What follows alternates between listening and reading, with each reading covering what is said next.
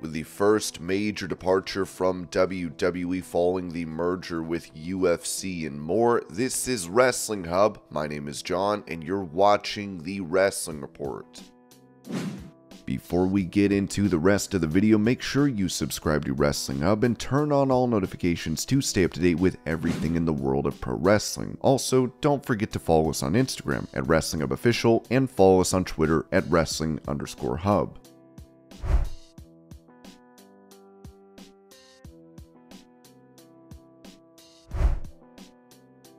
During the early 2000s, Shane McMahon had pitched buying the UFC to his father Vince, as UFC CEO Dana White talked about this with Big Boy TV. Vince McMahon, from what I hear, his son Shane wanted to buy the UFC. Vince had the opportunity to buy it, and Vince said, yeah, no, we're not going to buy it. Vince could have bought this thing and just put it on the shelf, or Vince could have bought it and let his son run it.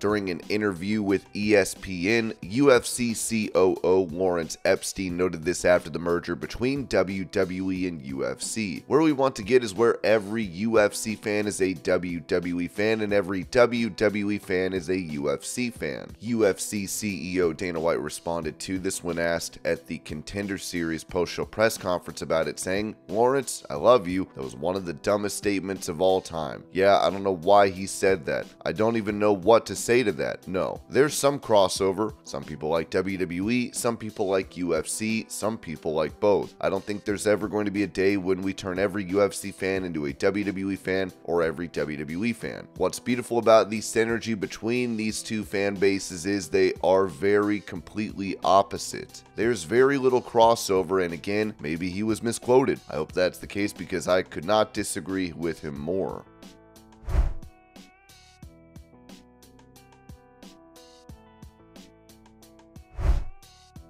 Asked about Vince McMahon having a lifetime tenure as the executive chairman of TKO Group Holdings, UFC CEO Dana White said at that same press conference, "I don't give a about that kind of stuff, you know what I mean? Even the CEO thing, it's a lateral move for me. I run everything that happens here, everything that goes on here I determine, so nothing has changed. It's just 3 letters instead of, but I'm the CEO and president of the UFC now, but nothing changes. We're just going to continue to kick ass like we do every single year."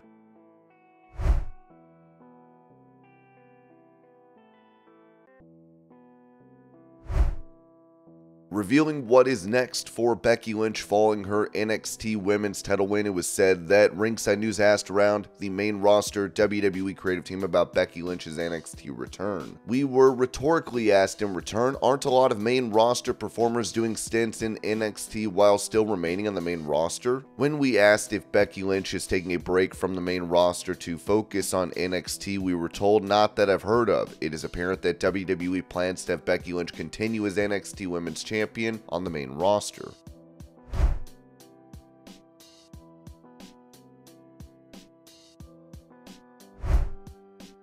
After NXT went off the air last night, the new women's champion Becky Lynch said this about her role on the brand. Here's the video. I just want to say thank you so much. Thank you so much. Over the years, it's been the word when I came here, ain't nobody thought I had a shot at anything. And because of you people, because of you constantly supporting me, willing me on, believing in me, this is all possible.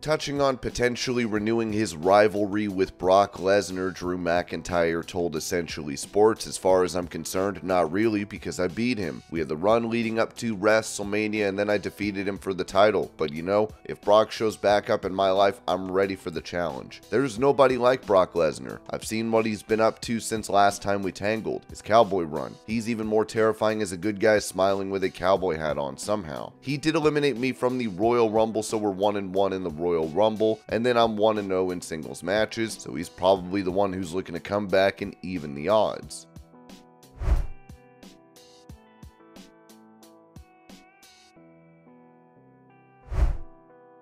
It was previously noted that Vince McMahon has been making alterations to scripts for WWE programming after being at home recovering from spinal surgery. Ringside News added that this week's episode of WWE Raw saw several changes this week. It was later reported by Sean Ross Sapp that Vince McMahon also made few remote changes to SmackDown last week, but they were noted as minor. Ringside News exclusively reported at the beginning of August that Vince McMahon was supposed to be staying away from work, but no one in the creative team really thinks that will last. That being said, Vince McMahon actually started making those changes to WWE programming a lot earlier than last Friday. We were told by a tenured member of the creative team that Sapp is incorrect. Vince has been making changes since just a few days after his surgery. It's just that fans are only hearing about those changes now.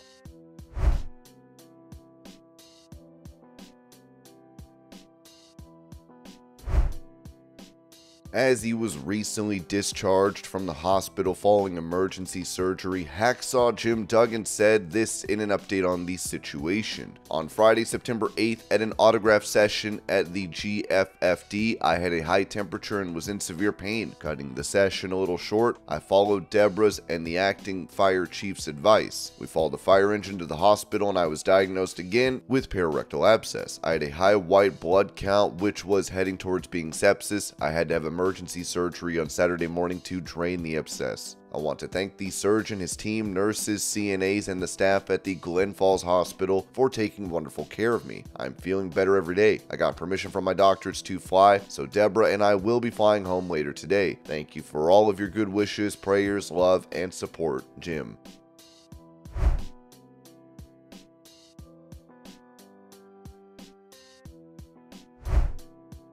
With him recently hinting at retirement from pro wrestling, Bryan Danielson said this about his future to Sports Illustrated. "I don't think I'll ever reach a point where I declare I'm absolutely done. I want the ability to show up when I want to show up. Terry Funk is someone I always admired. He retired a million times, but he loved it so much he couldn't help but keep doing it. And he did it when he wanted. For me, it might be a couple times a year or it might be years between matches. In my mind, it's around August of next year. My daughter will say, 'Daddy, are you going to be done wrestling when I turn 7? And I'll respond, 'Well, not exactly when you turn 7, but I'll be on the home stretch.' I always thought I'd wrestle until the day I die, but it's not going to be this regular weekly wrestling. I don't even know if it's going to be wrestling at big shows. I've always wanted to wrestle for Defy in Seattle. How easy would it be for me to call the promoter and pop in some weekend? They wouldn't even need to promote me. I could come in, surprise people, and do my thing."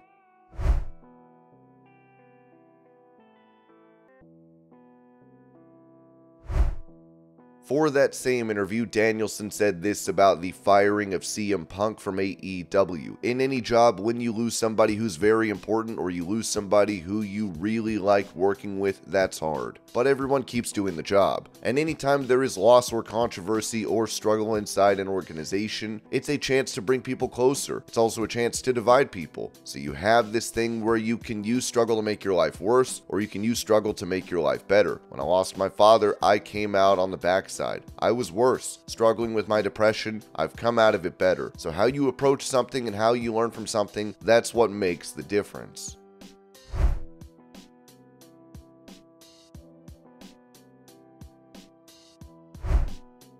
When it comes to plans for the 2024 Men's Royal Rumble match, WWE has seemingly picked a winner, with it said that Ringside News exclusively reported in June that WWE decided on the winner of the 2024 Men's Royal Rumble match. We were told that the Royal Rumble winner has been decided, and any reports you hear about the winner are false or made up or bad sources. In recent memory, there have been reports of LA Knight winning the 2024 Royal Rumble match. Since that would mean plans have changed, because LA Knight only only recently caught fire with the WWE fanbase, we reached out to confirm. A tenured member of the WWE creative team informed us that plans have not changed. They refused to provide spoilers, but the timing would indicate that LA Knight isn't winning the big over-the-top rope match this year. The winner of the Rumble has been decided, and it hasn't changed since the decision was made. I'm not offering spoilers, but our plans have not changed. The Men's Royal Rumble match winner will go on to wrestle in the main event of WrestleMania 40. Ringside News already exclusively reported that WWE's plan for that big match at the Showcase of the Immortals. Ringside News was told by a tenured member of the creative team that things can change, and that's something to note, but Roman Reigns versus Cody Rhodes has always been the obvious direction for WrestleMania 40. It was also noted that this has been the theory since before their match at WrestleMania 39.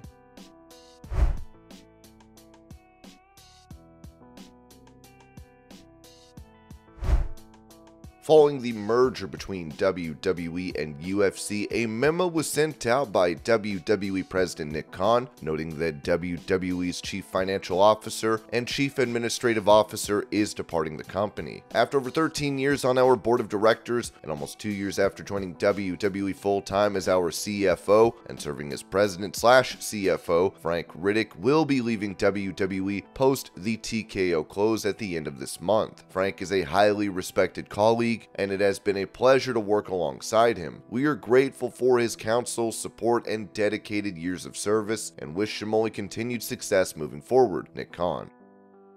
And this was your pro wrestling news update. I hope you're all having a great day. Thank you so much for watching, and I'll see y'all later.